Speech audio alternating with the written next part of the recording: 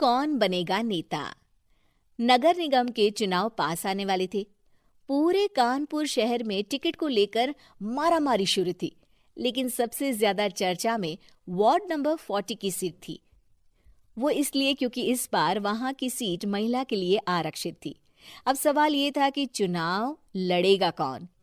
इससे पहले ठाकुर साहब वहां से पार्षद थे और इस बार उन्होंने अपनी पत्नी सीमा ठाकुर को टिकट दिलवाई और ठाकुर साहब की शान के कारण सीमा जी ने 20,000 वोटों से चुनाव जीत लिया।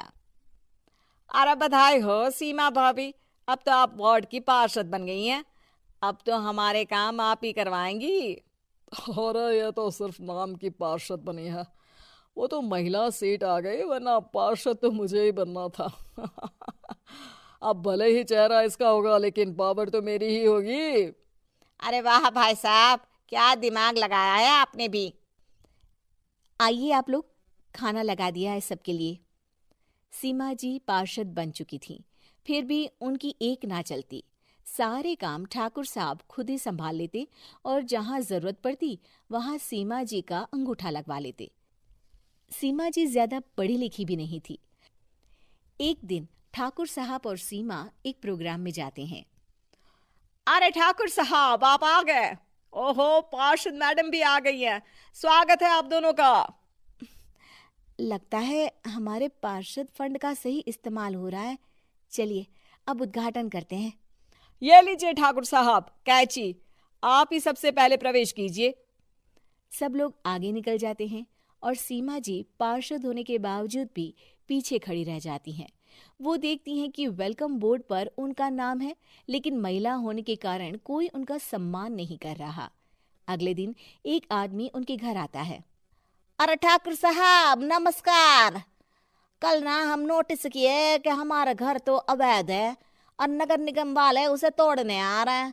अरे कुछ कीजिए ना ठाकुर साहब। देखो भाई, मैं तो ज्यादा कुछ कर नहीं सकता, पर अगर तुम सबकी जेब गर्म कर दो तो कुछ हो सकता है। कुल मिलाकर 4 लाख लगेंगे। अरे 4 लाख ठाकुर साहब?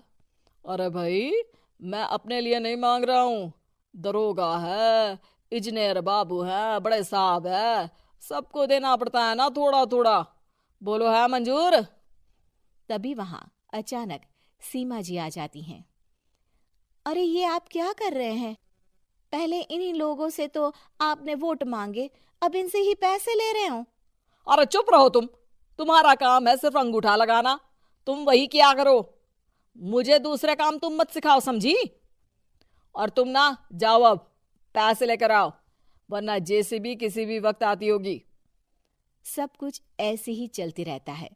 एक दिन सीमा जी और ठाकुर साहब को एक लोकल मीटिंग में बुलाया जाता है। वहां पर कई और अधिकारी लोग भी मौजूद रहते हैं। अब मैं चाहूंगा कि ठाकुर साहब हमारे बीच 2 शब्द कहें।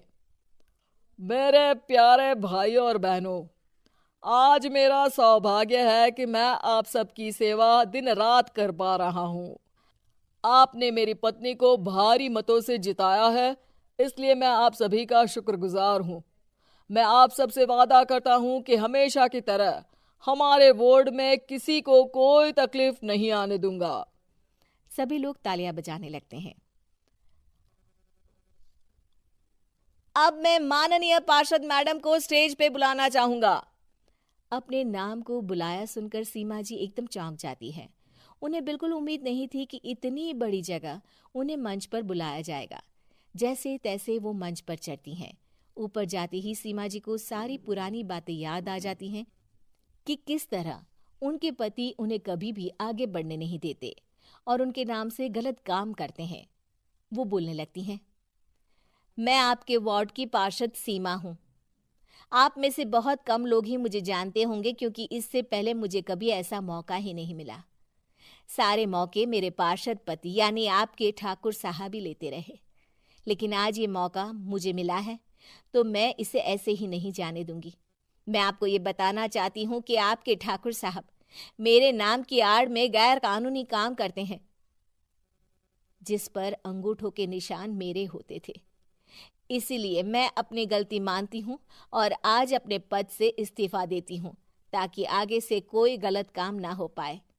अब फैसला आप सबके हाथ में है कि आप हमें क्या सजा देना चाहते हैं। सीमा जी की बातें सुनकर ठाकुर साहब के चेहरे का रंग उड़ जाता है और वो शर्म से मुंह नीचा करके वहां से चले जाते हैं और पद से इस्तीफा देकर ही सही सीमा जी अपने आप में आत्मविश्वास महसूस करती हैं।